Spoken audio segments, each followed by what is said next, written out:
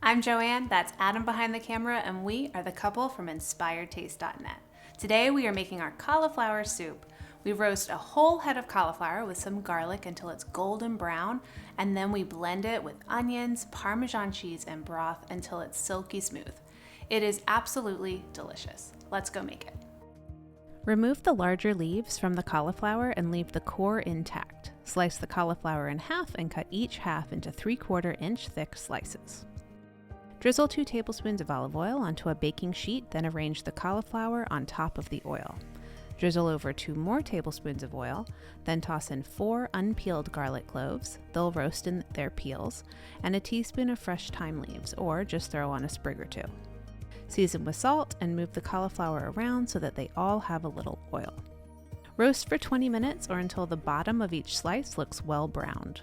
Flip each piece and then roast for 5 minutes more. While the cauliflower roasts, chop half of a large onion and 1 stalk of celery.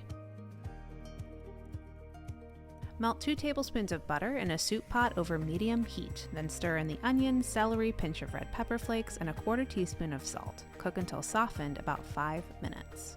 When they are cool enough to handle, squeeze the soft roasted garlic from inside each garlic clove and place them into the soup pot.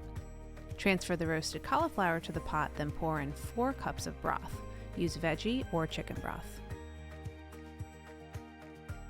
Bring to a simmer and cook for 10 minutes. Turn off the heat and add a 1/4 cup of grated Parmesan or cheddar cheese and 2 tablespoons of fresh lemon juice. Blend the soup until smooth. If you find your soup too thick, add more broth or water to thin it out.